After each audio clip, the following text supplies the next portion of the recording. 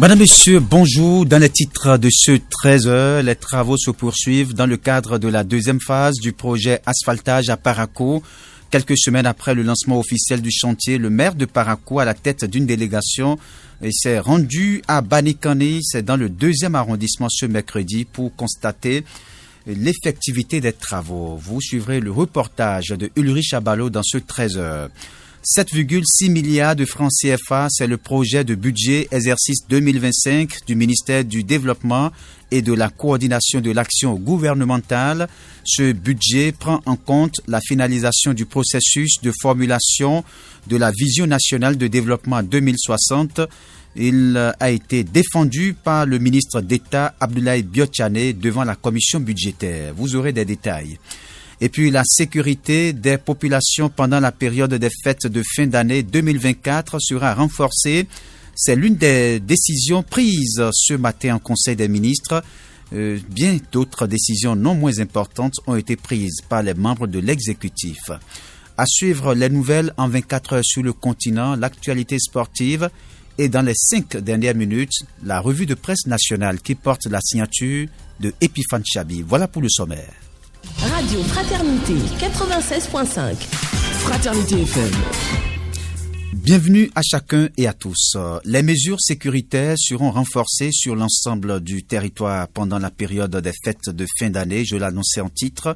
C'est une assurance du gouvernement qui compte offrir aux populations béninoises des moments de fête sans inquiétude. C'est l'une des décisions prises par les membres du gouvernement lors du Conseil des ministres de ce mercredi 20 novembre. Le gouvernement compte à travers cette décision jouer sa partition pour des périodes de fête sans incident. Les membres du gouvernement ont aussi adopté les modalités d'obtention de la nationalité béninoise par reconnaissance. D'autres décisions ont été prises par les membres de l'exécutif et des nominations prononcées au ministère de la Santé et au ministère du Travail. Vous suivrez plus de détails dans nos prochaines éditions sur ce Conseil des ministres. Autre volet de l'actualité, les travaux se poursuivent dans le cadre de la deuxième phase du projet asphaltage à Parakou. Quelques semaines après le lancement officiel du chantier, le maire de Parakou, à la tête d'une délégation, s'est rendu à Banikani, c'est dans le 2e arrondissement ce mercredi 20 novembre 2024. Objectif, constater le démarrage effectif des travaux dans cet arrondissement et lancer un appel aux populations riveraines. Une équipe de la rédaction a effectué le déplacement du site abritant ces travaux. Suivez le reportage que nous propose à ce sujet Ulrich Abalo. Je crois qu'on me fait signe que l'élément n'est pas encore disponible. Je le disais, les travaux se poursuivent dans le cadre de la deuxième phase du projet asphaltage à Parakou. Quelques semaines après le lancement officiel du chantier, le maire de Parakou, à la tête d'une délégation, s'est rendu à Banikani, c'est dans le 2e arrondissement ce mercredi 20 novembre. Objectif, constater le démarrage effectif des travaux dans cet arrondissement et lancer un appel aux populations riveraines. Une équipe de la rédaction a effectué le déplacement du site abritant ces travaux. Vous allez suivre d'un instant à l'autre le reportage de Ulrich Abalo. Les conflits agro-pastoraux se sont intensifiés dans plusieurs zones rurales du Bénin malgré les efforts engagés par le gouvernement. Des morts, des cases brûlées, des bétails tués ou encore des vivres emportés. C'est ce triste bilan que présentent les affrontements entre éleveurs et agriculteurs. Pour limiter les dégâts liés à ces situations déplorables, le gouvernement béninois s'est doté d'un code pour réguler les activités pastorales. Ce document qui sert de boussole entre ces deux acteurs établit clairement les responsabilités de ces différents acteurs pour une cohabitation pacifique. Le code pastoral prévoit aussi des sanctions en cas de survenance d'un conflit agro-pastoral ayant entraîné la mort. Mamadou Djabi est un acteur engagé pour la cohésion sociale entre éleveurs et agriculteurs et jeune ambassadeur du pastoralisme au Bénin. Il revient sur quelques aspects du code pastoral sur les conflits agro-pastoraux. Si je prends directement d'abord au niveau de causes et blessures au niveau des animaux, le décret du code pastoral en son à 97, on dit sans préjudice de la réparation civile, quiconque est coupable de causes et blessures volontaires sur les animaux d'autrui est puni d'une amende de 50 000 à 200 000. Dans le même sens également, il y a des éleveurs aussi qui font brouter les bœufs péchants et on dit encore est puni en article 93 du code pastoral toujours, on dit est puni d'une peine d'emprisonnement de 3 mois à 12 mois et d'une amende de 50 000 à 300 000 francs CFA. Tout propriétaire de bétail ou toute personne qui, en ayant la garde, laisse ses animaux divaguer, détruire ou bien dégrader, causer des destructions du champ d'autrui. Regarde, ça là c'est clair. Tu payes de 50 000 à 300 000 quand tu laisses tes bœufs en pagaille aller détruire le champ de quelqu'un. Mais pour ne pas éviter là-bas, vaut mieux de régler. Autre volet de l'actualité, 7,6 milliards de francs CFA, c'est le projet de budget exercice 2025 du ministère du Développement et de la Coordination de l'action gouvernementale. C'est ce qu'il convient de retenir de la présentation faite mardi 19 novembre par le ministre d'État Abdoulaye Biotchane devant les députés de la commission budgétaire. Ce budget prend en compte la finalisation du processus de formulation de la vision nationale de développement 2060 et l'élaboration du programme national de développement. À cela, il faut ajouter l'opérationnalisation du cadre décennal d'action pour l'accélération des objectifs de développement durable, le renforcement de l'institutionnalisation de la fonction évaluative et le développement des normes et méthodes de référence, sans oublier l'opérationnalisation de la stratégie nationale d'inclusion financière des projets pour le développement du Bénin que les députés ont jugé pertinent. On reste toujours dans ce registre pour dire que le ballet des ministres et présidents d'institutions se poursuit à l'Assemblée nationale pour la présentation des budgets sectoriels exercice 2025. Plusieurs ont défendu leur budget ce lundi au Palais des gouverneurs à Porto Novo. Au ministère de la Défense nationale, le Bénin va dépenser environ 118 milliards. C'est ce qu'il faut retenir de la présentation du projet de budget 2025 présenté par le ministre Fortuné Alain Noati. Selon lui, le budget va servir à 2 programmes importants. Il s'agit d'un programme qui concerne le pilotage, le soutien au service du ministère. Le second programme est la protection du territoire national. Le budget alloué à ce ministère est en hausse de 18% par rapport à celui de l'exercice 2024 qui était de 99 milliards. Cette augmentation vise à renforcer les capacités de défense face aux nouvelles menaces sécuritaires. On reste dans ce registre pour dire que c'est une attitude qui prend de l'ampleur et qui tend à s'ériger en norme dans notre société. Il s'agit de la désobéissance ou de la résistance qu'opposent certains citoyens aux normes et décisions prises par le gouvernement. Les derniers cas en date qui retiennent les attentions sont relatifs aux opérations de répression lancées contre les infractions routières, lancées plus de deux fois en une année. Cette opération n'a visiblement pas permis aux autorités policières d'atteindre leurs objectifs. C'est d'ailleurs la raison qui justifie une nouvelle phase de cette opération lancée depuis ce lundi 18 novembre. Face à cette situation, l'on se pose la question de savoir ce qui pourrait justifier cette désobéissance. Selon le socio-anthropologue Aziz Morsi, ce comportement des usagers dénote du stress qu'ils vivent en milieu urbain, de la pression socio-économique qui fait perdre la tête parfois. Suivons son analyse. De plus en plus, les populations commencent par se lasser du comportement de nos gouvernants, et pas forcément des forces de l'ordre, mais des gouvernants de manière générale, parce qu'ils estiment qu'ils sont dans des situations économiques difficiles. Et en plus de ça, au lieu d'avoir la paix, circuler librement, on vous impose encore d'autres types de comportements à suivre. suivi de répression, et donc ça fait quand même des actes un peu vus de trop et qui peuvent expliquer parfois cette violence verbale que l'on constate au niveau donc de nos axes routiers en termes de comportement de la population. Aujourd'hui, il y a beaucoup d'initiatives qui sont entreprises par l'État et que la population perçoit d'un mauvais œil en estimant que c'en est de trop. Et donc, si dans ces contextes-là aussi, on commence par réprimer quelqu'un qui roule à moto, même si parfois il n'a pas conscience de tout le danger qu'il court en ne portant pas le casque, par exemple, ça peut être mal vu par la population qui exprime son ras-le-bol par ce type de comportement-là.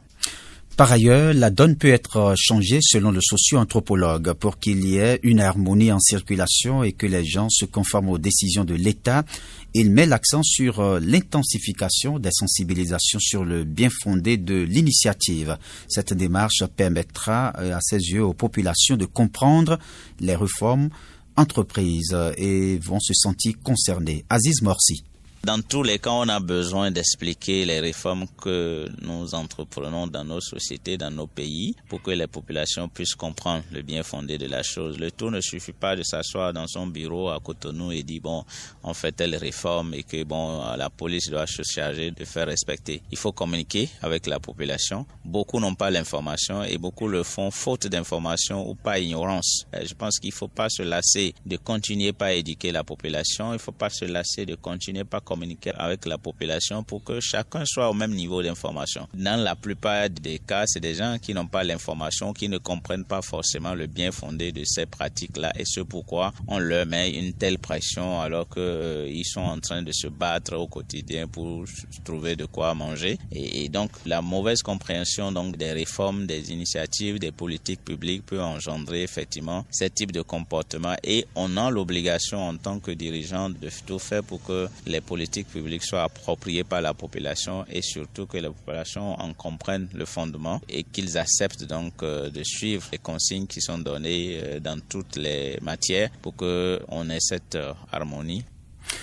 Je l'annonçais il y a un instant, les travaux se poursuivent dans le cadre de la deuxième phase du projet asphaltage à Parakou. Quelques semaines après le lancement officiel du chantier, le maire de Parakou, à la tête d'une délégation, s'est rendu à Banikani, c'est dans le 2e arrondissement, ce mercredi 20 novembre. Objectif, constater le démarrage effectif des travaux dans cet arrondissement et lancer un appel aux population riveraine. Une équipe de la rédaction a effectué le déplacement du site abritant ces travaux, suivant le reportage que nous propose Ulrich Abalo. Les travaux entrant dans le cadre de la deuxième phase du projet asphaltage ont effectivement démarré dans le 2e arrondissement de Parakou ce mercredi 20 novembre 2024. C'est la rue 322 du quartier Banikani qui a accueilli les machines de l'entreprise en charge du chantier. Dans l'objectif de s'assurer du bon démarrage des activités, le maire de Parakou a effectué une descente sur le terrain. Inoussa Zimechabi s'y est rendu à la tête d'une délégation composée essentiellement de son premier adjoint, du secrétaire exécutif de la mairie et des cadres techniques. Les engins sont en train de travailler et c'est ce que nous-mêmes nous avons voulu constater de visu, que ce ne soit pas quelqu'un qui nous le dise. Entre-temps, vous allez constater que nous sommes allés faire le lancement dans un autre quartier. Et pour les travaux, chaque rue doit avoir un plan d'exécution, c'est-à-dire le plan d'exécution des travaux. Et ce plan d'exécution des travaux doit être validé par la mission de contrôle, s'il respecte réellement ce qui est dans le cahier de charge. Et effectivement, progressivement, les plans d'exécution des travaux au niveau de ces rues sont en train d'être validés. Présent sur le chantier lors de la visite du maire, le responsable du projet asphaltage phase 2 à Parakou est revenu sur l'essentiel des caractéristiques du projet et de la chaussée qui accueille les machines dès ce mercredi. Je fais une petite présentation rapidement du projet. Le projet asphaltage en question, phase 2, on a 13 rues, dont 22 mois de délai. Du côté des travaux, on a déjà commencé la préfabrication, surtout des caniveaux et des pavés. La rue qu'on a attaquée en premier, c'est la rue 322, la rue dans laquelle on est.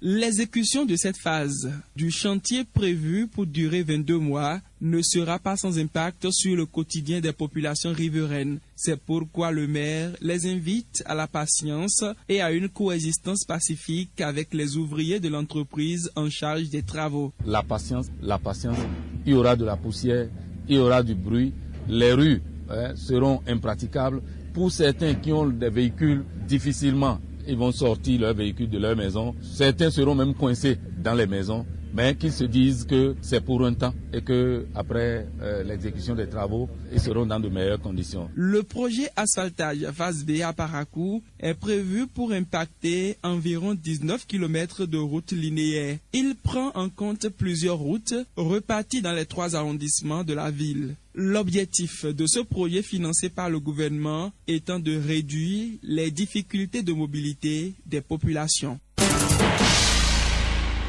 Mesdames, Messieurs, l'édition se poursuit. Audit du fichier électoral, le gouvernement engage le dialogue avec l'opposition.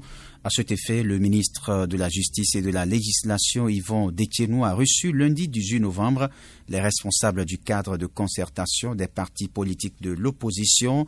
C'était en présence de plusieurs figures politiques de l'opposition, notamment Éric Roundété du Parti Les Démocrates, Apollinaire Avoyon de la Nouvelle Force Nationale, Antoine Vissé Togbe du Parti Grande Solidarité Républicaine, Espérance Tébé du Mouvement Populaire pour la Libération, ainsi que des députés Léon Basile Ahossi et Nourenou Achadé. Cette rencontre fait suite à celle tenue le 27 novembre 2023 avec le chef de l'État Patrice Talon, au cours de laquelle justement le Parti Les Démocrates avait émis le souhait d'auditer le fichier électoral.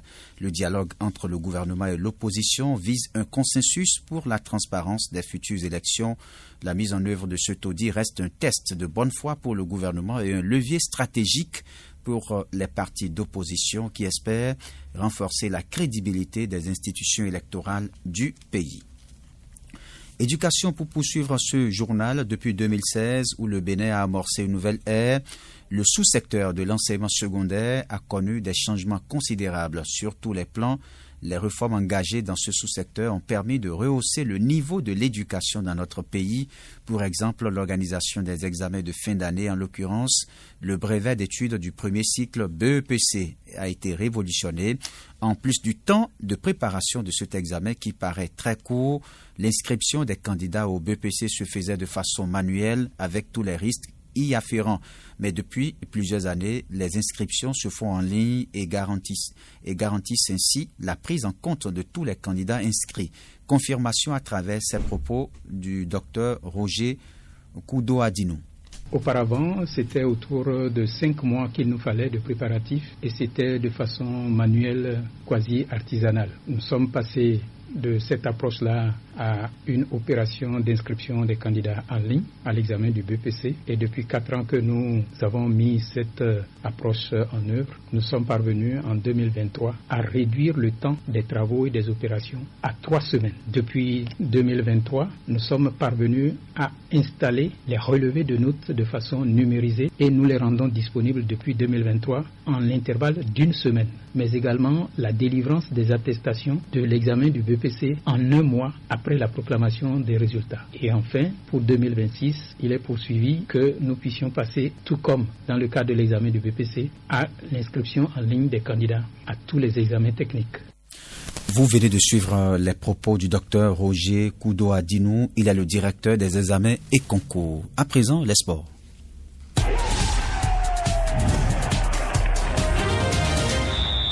Et c'est avec Jacques Degbé. Bonjour. Bonjour Raoul Steve Ogunukwa. Éliminatoire Cannes 2025, qualifié sur le terrain, la Tanzanie pourrait être disqualifiée. Oui, la bombe du jour vient en rapport avec le match de la Tanzanie qui a battu la Guinée et ce mardi pour se qualifier à la Cannes, la Coupe d'Afrique des Nations 2025. Ce mercredi, la presse sportive guinéenne croit en savoir un plus sur une prétendue disqualification de la Tanzanie au profit de la Guinée.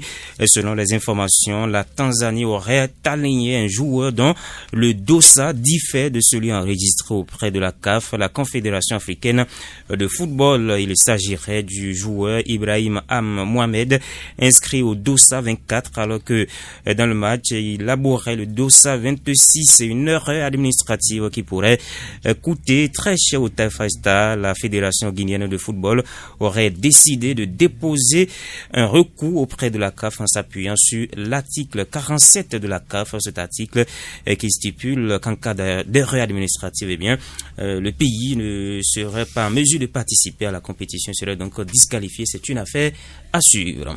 Manchester City, accord signé pour Guardiola. Pep Guardiola et Manchester City, l'histoire va continuer. En fin de contrat en juin 2025, le technicien espagnol a trouvé un accord avec les dirigeants mancuniens pour prolonger son bail jusqu'en 2026 avec une année supplémentaire en option, d'après les informations du journaliste de The Athletic Sam Lee ce mardi. Malgré le départ à venir du directeur sportif Siki Bejiristen, l'ancien coach du FC Barcelone reste donc pleinement motivé par le projet des Sky Blues présent sur le banc des Citizens depuis 2016. Guardiola dispose d'un palmarès XXL avec City, notamment 6 titres de Premier League, 2 sacres en FA Cup, 4 trophées en Ligue Cup et bien évidemment une Ligue des Champions. Merci Jacques Débé, c'était les sports. À présent, nous allons faire un tour sur le continent.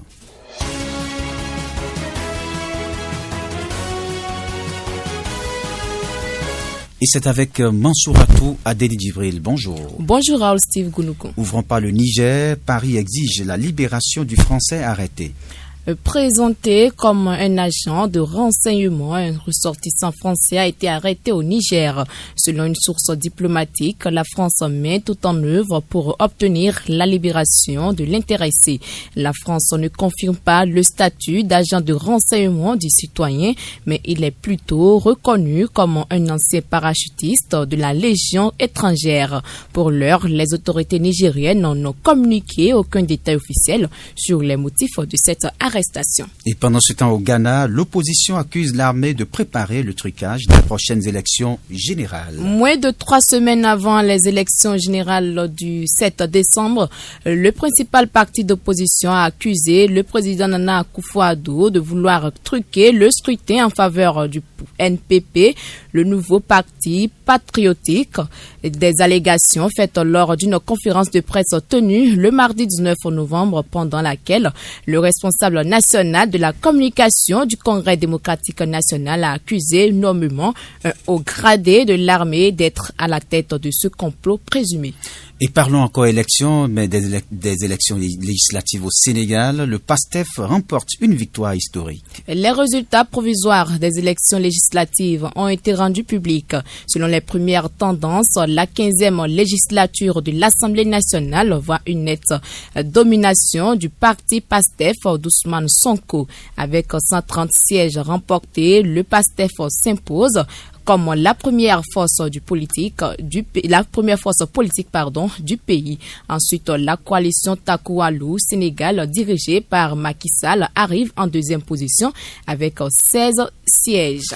Voilà, ainsi va l'actualité en 24 heures sur le continent. Merci à vous, Mansouratou Adélie Djibril. Nous allons retrouver maintenant Epifane Chabi. C'est pour la revue de presse nationale.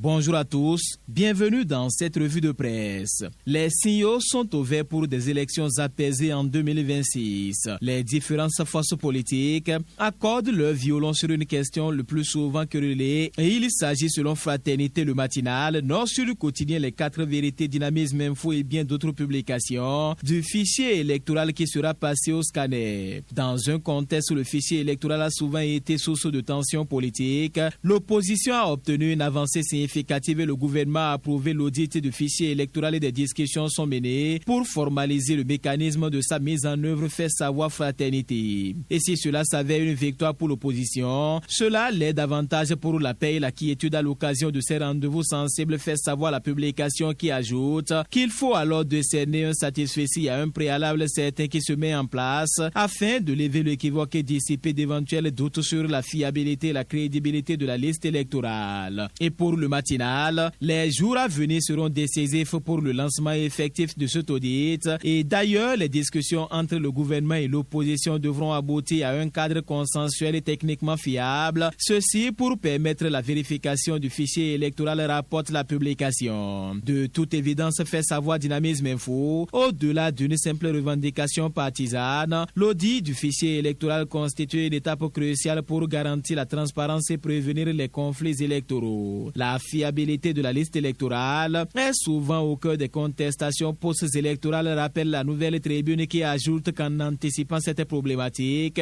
le Bénin à travers son gouvernement démontre ainsi une volonté d'organiser des élections inclusives et crédibles et cette décision est à saluer comme une avancée démocratique selon Nord Sud Quotidien. Elle est porteuse d'espoir pour un processus électoral apaisé en 2026 et il reste que le processus soit mené de manière rigoureuse pour établir un précédent positif pour les scrutins à venir, contribuant ainsi à renforcer la stabilité politique du Bénin selon le matinal. Les Béninois, attachés à la paix et à la démocratie, attendent désormais de voir si les promesses se traduiront effectivement en des actions concrètes, concluent les publications. Dans la suite de cette revue et dans un récent avis datant du 15 août 2024, le groupe de travail sur la détention arbitraire du Conseil des droits de l'homme des Nations Unies a exigé la libération immédiate du professeur Joël Aïvor, qui a été condamné à 10 ans de prison alors qu'il était candidat à l'élection présidentielle de 2021. Pour le matinal qui parle de cette actualité, le groupe de travail de l'ONU estime que sa détention est arbitraire. Un avis similaire avait été émis en faveur de l'ancienne garde des Sceaux Kiat Madougou, mais il se dégage comme constat que le gouvernement et les autorités judiciaires béninoises semblent faire preuve d'une certaine indifférence face à ces décisions qui sont prises, fait remarquer le journal. Qu'en est-il du caractère exécutoire de ces avis? Que risque le Bénin en ne s'y conformant pas, se demande la publication. Mais en attendant une réponse à cette interrogation, plusieurs publications s'intéressent aux grandes orientations du budget de l'État exercice 2025 au ministère d'État chargé du développement et de la coordination de l'action gouvernementale et précise que le ministre Abdoulaye Biotchane a défendu un budget de 7 milliards de nos francs CFA. Ce budget contenu dans la loi des finances exercice 2025 permettra à ce département ministériel de continuer d'impulser le développement économique et social, d'assurer le suivi de la mise en œuvre des politiques, programmes, projets et décisions du gouvernement en matière de développement national, régional et local et d'assurer la coordination, le suivi et l'évaluation des politiques publiques, de veiller enfin à la mise en œuvre des actions et décisions du gouvernement. Le matinal, la Tribune de la capitale, le Matin et bien d'autres journaux en parlent. Et plus loin, au lendemain de leur exploit en terre libyenne où ils ont arraché la qualification du Bénin pour la 35e Coupe d'Afrique des Nations, les Guépards sont revenus au pays dans l'après-midi de ce mardi 19 novembre 2024. Sur la place de l'Amazone dans la capitale économique du pays, l'équipe nationale a été honorée et un concert a été offert en leur intention pour célébrer cette 5e qualification du Bénin à cette compétition prestigieuse du continent. Le matinal, Fraternité Gaskiani Info, le pays émergent Bénin intelligent en parler précise que Steve Mounier, le capitaine de l'équipe nationale, gagne notre rôle sélectionneur national, le ministre des Sports Benoît Dato et le président de la Fédération béninoise de football Mathurin Deschacus étaient tous présents, accompagnés d'une délégation de supporters et d'autres autorités politico-administratives. Et dans les dernières secondes de cette revue, plusieurs journaux font savoir qu'un guérisseur traditionnel a été arrêté pour trafic d'ossements humains. La trentaine d'années environ, l'individu a été interpellé suite à une alerte concernant ses activités suspectes dans la localité. Selon les informations, le guérisseur cherchait des acheteurs potentiels au prix de 70 000 francs CFA pour chacun des 2 crânes humains qu'il gardait. À l'été, la police de Ouébois a organisé une opération qui a permis de l'appréhender et d'après plusieurs publications, le suspect a été interpellé alors qu'il s'apprêtait à vendre la marchandise, concluent les journaux. Fin de cette revue. Merci de m'avoir suivi.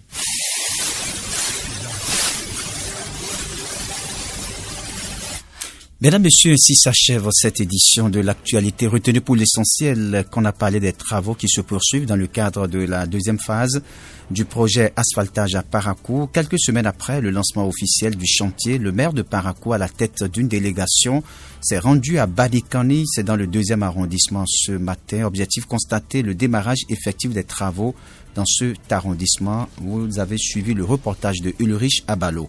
La sécurité des populations pendant la période des fêtes de fin d'année 2024 sera renforcée. C'est l'une des décisions prises en Conseil des ministres ce matin. Bien d'autres décisions non moins importantes ont été prises par les membres de l'exécutif. Et puis 7,6 milliards de francs CFA, c'est le projet de budget exercice 2025 du ministère du Développement et de la Coordination de l'action gouvernementale. Ce budget prend en compte la finalisation du processus de formulation de la Vision nationale de développement 2060. Il a été défendu par le ministre d'État Abdoulaye Biotchane devant la commission budgétaire. Ce sera tout pour cette édition que j'ai le plaisir de vous présenter. Lydie Meou a assuré les manipulations techniques en direct chez vous. Raoul Steve Gounoucon. Bon après-midi à chacun et à tous. C'était le journal sur Fraternité FM. Jamais seul, jamais seul, tout seul, jamais seul, tout seul, jamais seul, tout seul, jamais seul.